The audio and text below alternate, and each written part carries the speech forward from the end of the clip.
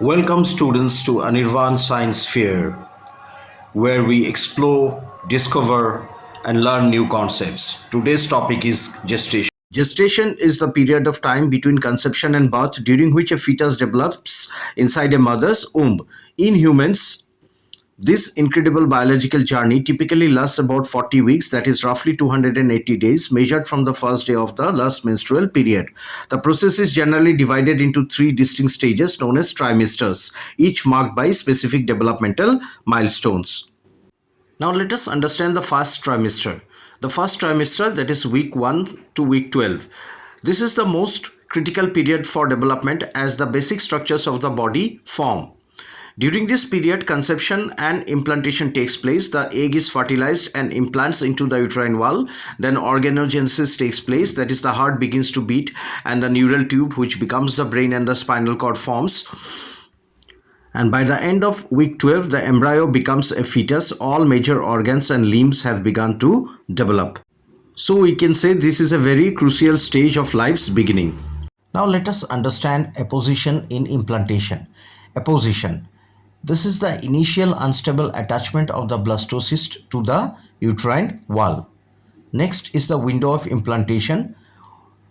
The uterus is only receptive for a very short period, usually days 20 to 24 of a typical menstrual cycle, and this narrow time frame is critical for subsequent pregnancy. Next, there is orientation. The blastocyst aligns itself so that its inner cell mass, that is the part that will become the baby, faces the uterine lining.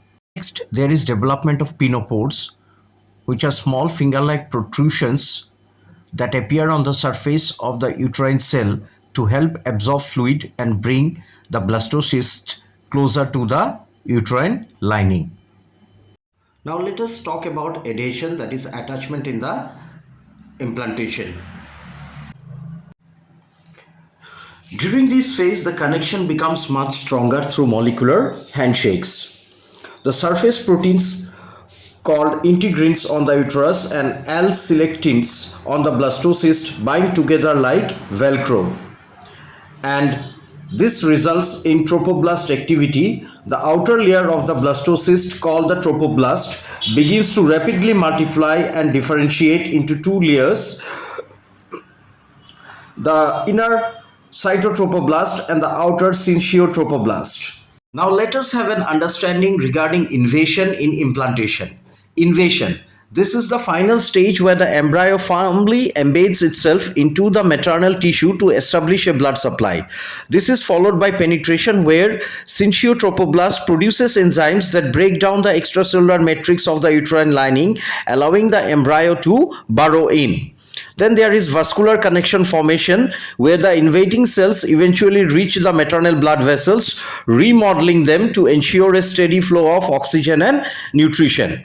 This is followed by decidualization. The mother's uterine cells transform into decidual cells, which are rich in nutrients, that is glycogen and lipids, to nourish the embryo before the placenta is fully formed. By the end of this process, the embryo is completely buried within the endometrium, and the production of HCG, that is human chorionic gonadotropin, begins, which is the hormone detected by the pregnancy tests. All these events is followed by organogenesis. So organogenesis is the period of human development during which the three germ layers, that is ectoderm, endoderm and mesoderm, transforms into the internal organs of the body. In humans, this critical phase occurs from the 3rd week to the 8th week of gestation. By the end of this period, all major organ systems have begun to form and the embryo starts to look recognizably human. In fact, organogenesis is a high-stake construction phase where the basic blueprint of the body is established. Now let us go a bit deeper and understand the formation of the major organ systems. By the time organogenesis begins, the embryo consists of three distinct layers of cells, and each layer is programmed to become specific structures. The ectoderm or the outer layer primarily forms the nervous system, that is the brain and the spinal cord, and the epidermis, that is skin, hair and nails. Mesoderm, the middle layer, the body's structural engine. It develops into muscles, bones, the circulatory system and the reproductive system. Whereas the endoderm, that is the innermost layer, forms the internal linings of the digestive tract and the respiratory system, as well as organs like the liver and pancreas. So students, we must remember that organogenesis isn't just growth, it is morphogenesis, that is the creation of shape. And the key early events include neurulation, that is, it is the first major event where the ectoderm folds to form the neural tube, which later becomes the brain and the spinal cord. Then there is heart development. The mesoderm forms a beating heart tube by the end of the third week, making the heart the first functional organ. Following these two events, we have the folding, that is the first embryonic disc undergoes lateral and cephalocaudal folding, spatially rolling into the cylindrical form shape to put the endoderm on the inside. So we can well understand that organogenesis is a very critical period because organ systems are forming at an incredible speed. The embryo is extremely sensitive to external disruptions during this period. Tetratogens, that is exposure to drugs, alcohol, certain viruses or radiation during the first 8 weeks can lead to significant structural birth defects, because this is when the foundation is being created, and this is the stage when there is transition to fetus. By the end of the 8th week, organogenesis is largely complete. While the organs are still immature, they are all in place. At this point, the embryo is officially called a fetus. That is, only after 8 weeks of pregnancy, the embryo is being called fetus. Now let us understand the next phase of pregnancy, that is the second trimester, that is week 13 to 26. The second trimester, often called the golden period. This is when the fetus grows significantly in size and the mother usually begins to feel the fetal movements. The fetus begins to kick, turn and swallow. Features like eyelashes, eyebrows and fingernails form. The fetus can even hear sounds from the outside world.